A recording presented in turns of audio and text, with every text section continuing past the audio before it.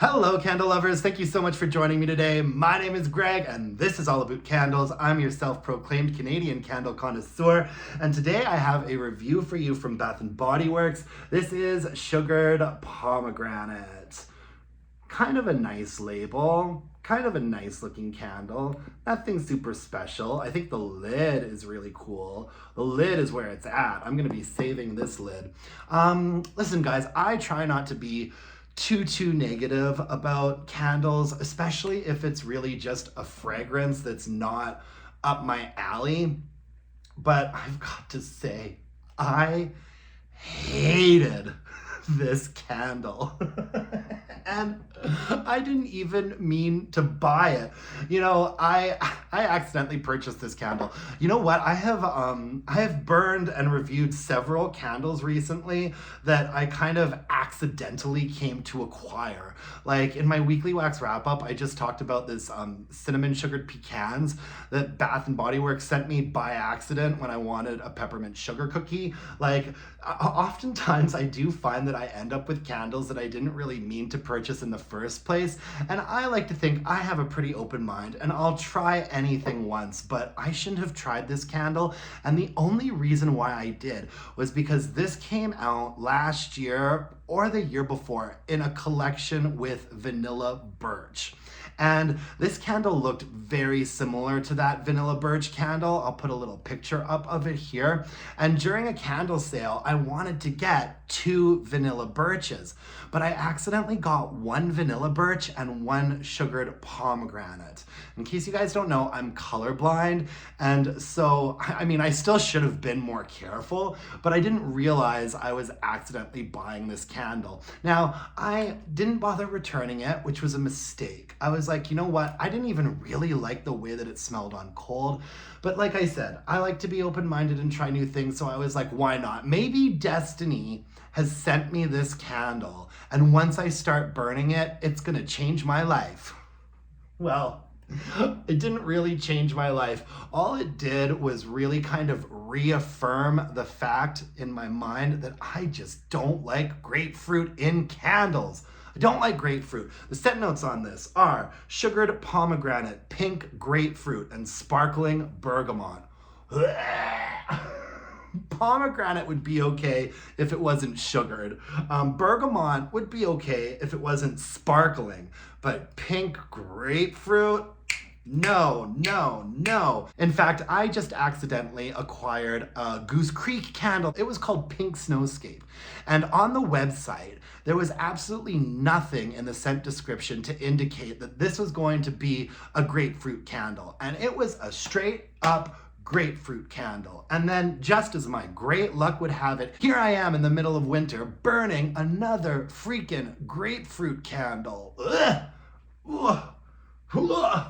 However, if sugared pomegranate, pink grapefruit, and sparkling bergamot are things that you might enjoy, there were a couple of positive things about this candle. Like I said, I'm gonna try to take my bias of like really disliking grapefruit fragrances.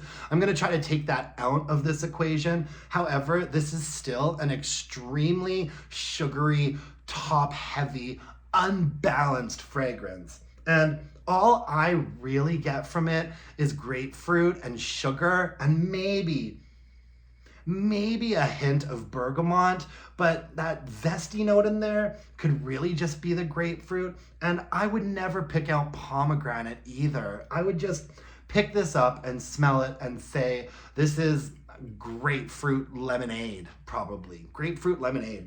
Oh, okay, so I really didn't like the fragrance. But moving on to performance, the best thing I can say about this candle is that it was really, really strong. And go figure, man. The candle that I'm burning that I dislike the most is an 8 for strength and throw. This was easily an 8, and that's in my more open area. Man, this candle was strong. I do think it's fairly easy to make like really top-heavy citrusy fragrances like this project, but oh my goodness, it was an 8, you guys. It was so strong. It had thin core wicks on it. The first half of it burned really nicely. I mean, you have to limit your burn times, trim the wicks. They mushroom topped like crazy. And the first half of the candle burned really well, but then after that, it was just like Soot City. It was crazy flames, like tall, ripping it up flames. And it did taint the wax and color it quite a bit. I did catch it sooting several times. And so I just completely called it a day at this point. I could only burn this candle for about an hour before the flames and the soot got so out of control that I had to blow it out. So the only good thing I can say about this candle is that it was an 8th for strength and throw. I don't think it came back last year, and quite frankly, I think all of us are better off for it. It's not good. Even if you like the fragrance and you can appreciate that it was an 8 for strength and throw, the sootiness and the way that the wicks performed were just unacceptable. My favorite thing about this candle is the lid. Anyways, I'm not going to harp on this too much more. Thank you so much for joining me today. I really appreciate it. That's sugared pomegranate for you. If you could hit me up with a like, comment, subscribe. If you like this candle, please don't be shy. Let me know in the comments section why I am wrong. I would love to hear from someone that thinks this is a great candle. Tell me why. I think variety is the spice of life. I'll try anything once. I'll try almost anything twice. But I won't be trying this candle twice. Absolutely not. But I'd be really interested to hear from some people that like it, and let me know why you like it. Let me know if it's ever come out in a version that didn't perform like a chimney. I'd be interested to know that. You can follow me on Instagram at allabootcandles. You can email me your burning questions at allabootcandles@gmail.com. And until next time, my dear, gorgeous, and beautiful candle-loving friends, let's burn some candles and bitch about it. Thanks, guys. Bye now.